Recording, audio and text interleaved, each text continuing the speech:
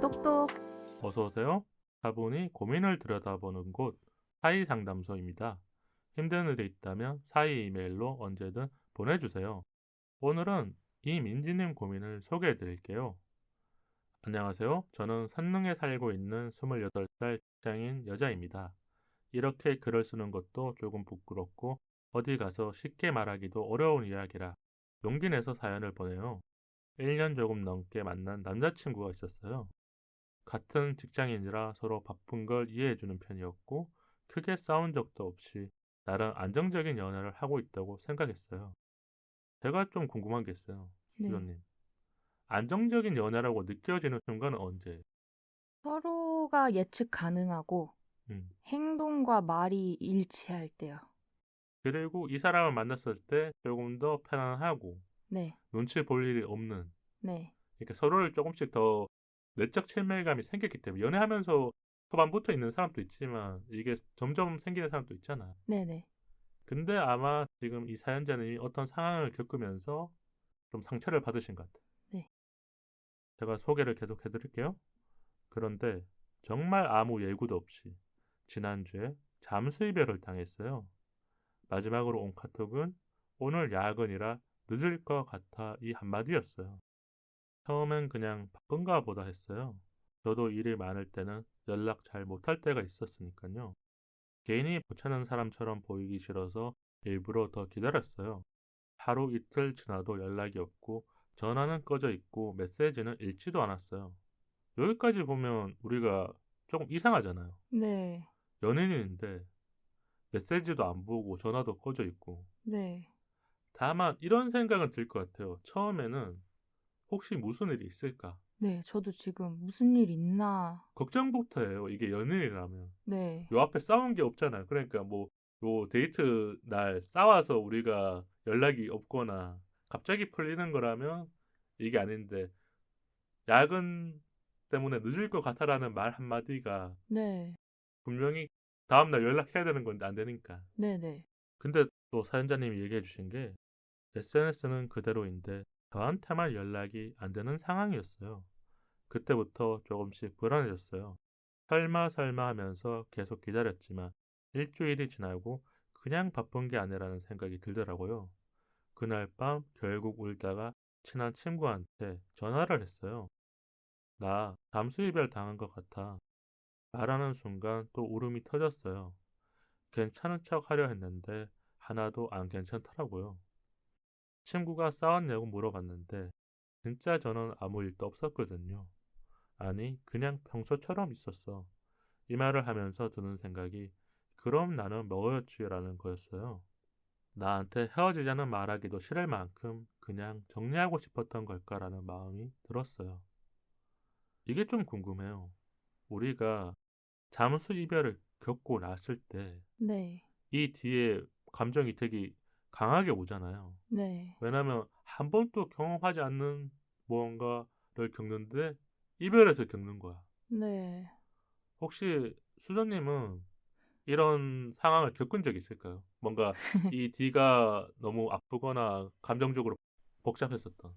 오늘 TMI가 너무 많은데 잠수 이별 비슷하게 겪은 음, 적이 있었어요. 20대 때. 근데 결국엔 그 친구가 자기 성질에 못 이겨서 다시 연락이 왔는데요. 며칠 만에. 근데 딱 처음 당했을 때는 어? 이게 잠수 이별이라는 건가? 아, 그런 말로만 생각이 듣던 들었군요. 네, 말로만 듣던 잠수 이별인가? 이런 생각이 들었거든요. 또 뭐 내가 뭐 잘못했나? 막 아니면 무슨 일 생겼나? 뭐 이런 게 진짜 당연히 자연스럽게 따라와요. 근데 일단 되게 어이없었던 것 같아요. 황당하고, 아, 이렇게도 관계를 끝맺을 수가 있구나. 이런 생각.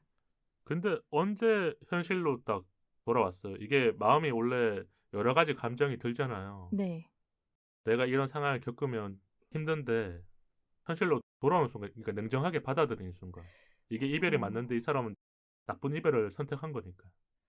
근데 사실 저 같은 경우는 아까 말씀드린 그 케이스가 그러니까 정식 이별로 연결되지가 않고 그 이후에 이제 정식으로 이별을 했기 때문에 음. 잠수 이별에 대한 그 감정 정리는 잘 모르지만 그냥 일반적인 이별을 했을 때 감정을 잘 억누르려고 하면 이게 눌러지지도 않고 그냥 억울하면 억울한 대로 막 아니면 어떤 날은 뭐 욕을 하고 싶어. 그럼 욕을 막 하고 뭐 매달려 보고 싶어. 그럼 매달리고 아니면은 오늘은 자존심이 상해가지고 얘 연락처를 다 지워야 되겠어. 그럼 지우고 그냥 마음 가는 대로 냅두는 게 가장 빠르고 건강하게 그 감정을 다 털어내는 방법인 것 같아요. 그래야 어떻게 보면 지금 나의 답답한 마음과 이 알 수 없는 감정들을 점점 잊어가는 거죠. 네, 그런 상황이 없으면 계속 머물고 있는 거예요. 아니면 머금고 있잖아요. 네네. 그게 생각보다 오래 갈 때도 있다. 우리가 마음의 병이 들 수도 있는 거거든요. 네. 그래서 또 친구분이 이런 얘기를 해줬대요. 그건 너가 잘못한 게 아니라 그 사람이 비겁한 거야. 그 말을 듣는데도 이상하게 마음이 안 놓였어요. 솔직히 계속 연락을 기다리고 있었어요. 미안, 너무 바빴어. 이렇게 아무 일도 없던 것처럼 카톡이 오지 않을까 싶었어요. 헤어진 것도 아닌 상태라고 보니 혼자 계속 기다리고 있는 기분이 들었어요. 머리로는 친구가 해준 말이 이해가 되는데 마음이 따라주질 않네요. 유튜브에서만 보던 잠수 이별을 제가 당했다고 생각하니 더 슬펐어요.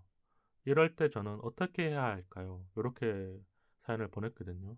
네. 이거는 일단 친구가 너무 좋은 친구인 것 같고요. 친구가 위로를 진짜 적절하게 딱 해줬어요. 네. 왜냐면 이거는 사연자님 잘못이 절대 아니고, 뭐, 설령 그 남자친구분이 속에 뭔가 막 쌓아두고 있었다 하더라도, 이거는 정식으로 서로 대화를 하고 말을 하면서 관계를 정리하는 게 맞지, 잠수 이별은 진짜 좀 비겁한 선택이라고 생각하거든요. 근데 이런 모든 말들이 어떠한 말도 지금 사연자님한테 위로가 안 될 거라는 것도 알고 있어요. 왜냐면 우리가 최악의 이별을 잠수 이별과 환승 이별로 꼽거든요. 네, 그만큼 상처가 깊다는 거죠. 내가 스스로가 받아들이는데 오래 걸리는 게 사연자님도 말해주신 게 연락이 올 것 같아서 네, 그리고 미안 너무 바빴어라는 한마디에 내가 풀릴 수도 있다라는 그 네, 양가 감정이란 게 있거든요. 네, 진짜 미워하는 감정도 있는데 아무 일 없다듯이 연락이 와서 나 3일 동안 5일 동안 바빴어. 그래서 연락 못했어요. 그러면 음, 이러면 안 되는데 네네. 또 풀리는 사람도 있어요. 네, 아직 감정이 남아있는 거니까 그 마음도 너무 자연스럽다고 생각해요.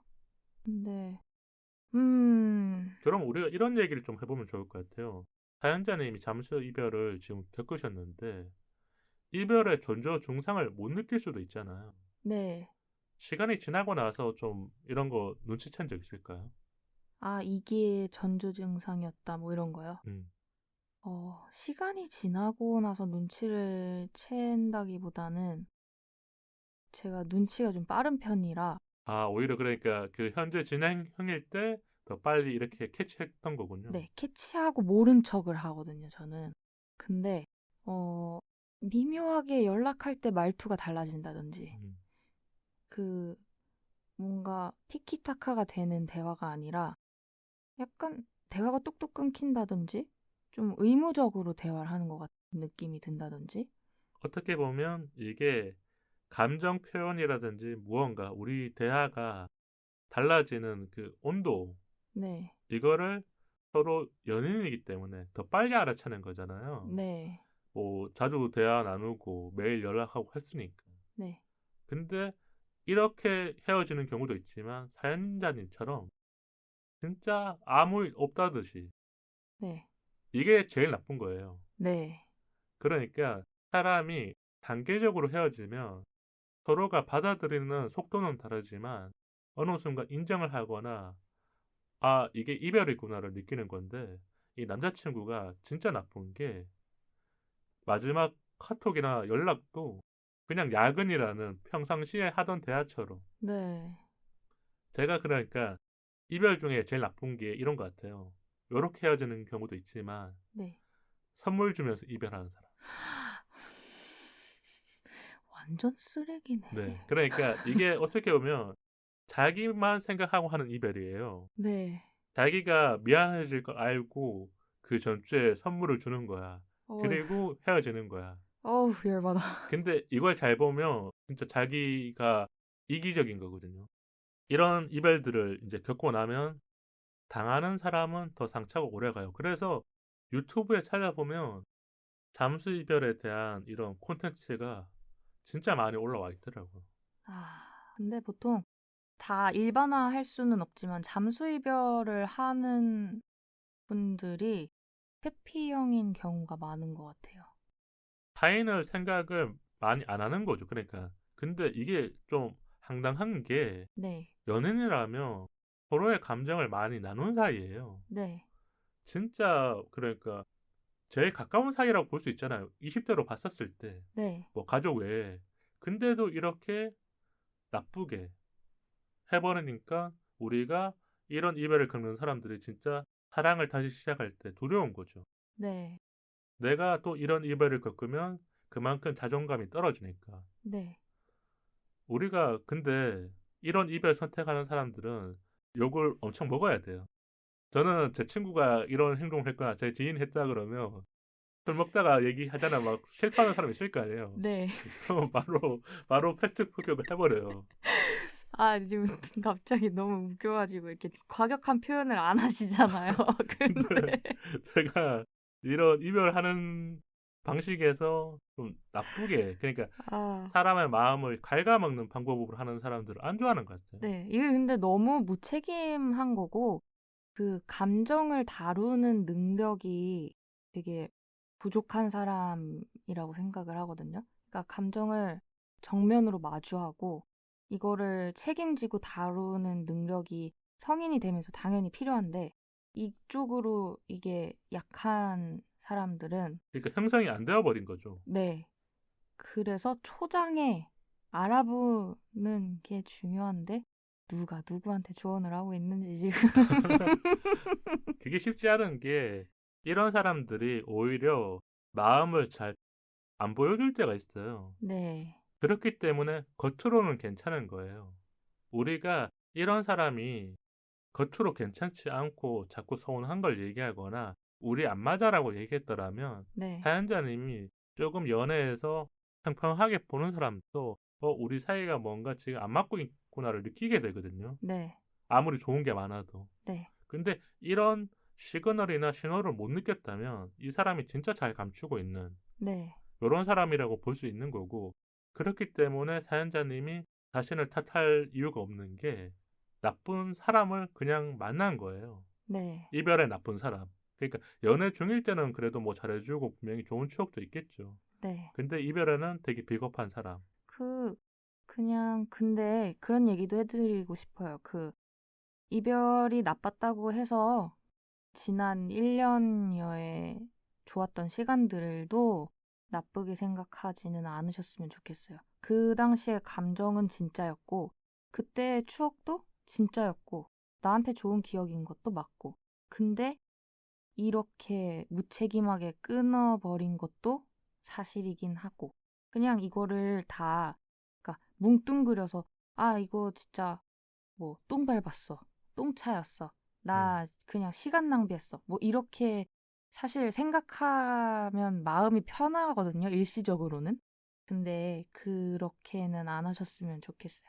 그 지난 과거들을 그러면 그 과거를 보낸 나 자신을 또 너무 탓하게 되거든요. 그게 어떻게 보면 허무해지는 거잖아요. 네네. 왜냐하면 우리가 연애한 시간들까지 다 한 번에 무너지는 거니까. 네. 그렇기 때문에 우리가 이별할 때 잘 정리해야 되는 것 같아요. 예를 들면 마무리를 잘 못하면 처음부터 중간까지가 그 과정이 다 허무해지니까. 네. 그래서 이별할 때는 진짜 뭔가 확실하게 맺으면 좋은데 이게 조금 바뀐 것 같아요. 사람들의 성향들이. 제가 20대 때도 분명히 잠수 이별은 있었는데 요즘 더 많이 늘어난 게 이런 사람들의 성향이 갑자기 생긴 걸 수도 있고 네. 아니면 SNS라든지 우리가 스마트폰의 기능이 차단시키고 아예 안 되는 경우를 만들어버린 거잖아요. 네. 근데 또 인스타는 살아있어. 그러니까 사람을 확인할 수 있는 공간들이 너무 많아요. 카톡 프로필, 인스타, 뭐 유튜브도 하는 것도 있고 아니면 그 외에 여러 가지가 있으니까 네. 예전 같은 경우에 전화만 받으면 끝난 거거든요. 네. 요즘 아니잖아요. 일시했다는 것도 알 수 있고 인스타 들어갔는데 뭐 스토리는 올리고 있는데 나랑 연락 안 돼. 그런 뭔가 또 상태 메시지를 볼 수 있는 여러 가지들이 있잖아요. 네. 승질나기 딱 좋은 환경에 음. 살고 있죠. 그렇기 때문에 이게 잠수 이별이라는 걸 더 빨리 눈치채는 네. 이런 게 아닐까 싶더라고요. 음. 그럼 우리가 사연자님한테 따뜻한 조언 하면서 이 고민을 마치면 좋을 것 같은데 이런 얘기를 좀 해주면 좋을 것 같아요. 어떻게 받아들이고 어떻게 정리하면 그래도 지금보다는 조금 더 완화된 감정을 느끼고 이별을 받아들일 수 있는지. 저는 뭐 아까도 비슷한 말씀을 드렸지만 그냥 감정이 오는 대로 다 느끼세요. 사실은 친구가 뭐 네 잘못이 아니야 라고 100번, 1000번 말한다고 한들 지금은 안 들리는 시기거든요. 근데 어쨌든 감정이라는 것도 어느 정도 해소가 돼야 그게 휘발이 되지. 그거를 막 모른 척하고 막 억지로 나는 잘 살 거야. 뭐 지금부터 잘 사는 걸 보여주겠어. 뭐 이런다고 해서 그게 없어지는 게 아니란 말이죠. 그러니까 그냥 이거 사실 추천드리지는 않는데 뭐 자니? 이런 거 하고 싶으시면 하세요. 그냥 그냥 질척거리고 싶으면 질척거리시고 내가 할 수 있는 방법들을 다 해보고 나서 이별을 받아들이면 그 감정 네. 포기가 빠를 수 있다는 얘기인 거죠. 네. 그러니까 이별한 거 맞고 근데 받아들이기 어려우면 그냥 받아들이기 어려운 채로 좀 있으시고 하다못해 아 내가 여기서 전화 한 번만 더 했다가는 친구가 나를 손절할 것 같다 싶으면 챗GPT를 키세요. 그래서 걔는 그냥 끝없이 대답해 주니까 거기다가 한 말 또 하고 또 하고 또 하고 행복 회로도 돌려보고 뭐 심리 분석도 해보고 할 거 다 해보시고 그러다 보면 어느 날 서서히 이게 누그러진 자기 자신을 발견하게 되면서 아 내가 여기에 왜 시간을 이렇게 쓰고 있었지? 하면 이제 그때부터 다시 또 이제 내 일상으로 온전히 돌아오는 계기가 되니까 그냥 이 몰려오는 폭풍우를 그냥 맞으세요. 그 잠수 이별한 놈이 나쁜 놈이지 이거는. 이거는 그러니까 이 전 남자친구가 진짜 나쁜 놈이 맞고 사연자님이 어떻게 받아들여야 되는 거는 스스로 좀 찾아보셔야 되는 게 이런 이별을 겪은 사람들이 조금 후유증이 길게 가요. 그래서 뭐 자기만의 시간을 갖는다거나 아니면 유튜브라든지 이런 것도 찾아보고 다른 사람들도 분명히 비슷한 상황들을 많이 겪었을 거예요. 그러면서 공감대가 형성되거나 그러면 뭐 수저님이 얘기해 준 것처럼 조금 더 이별을 자연스럽게 받아들이고 이제 친구한테도 얘기하다가 맨날 욕하다가 이제는 얘기 덜 하거나 아무 생각도 안 나는 그런 순간이 또 오지 않을까. 요렇게 조금 얘기를 드리고 싶었던 것 같아요. 힘든 시간을 겪고 계시겠지만 잘 이겨내시길 바라고 오늘 사연 보내주셔서 정말 감사드리며 꼭 잘 해결되시길 바랄게요.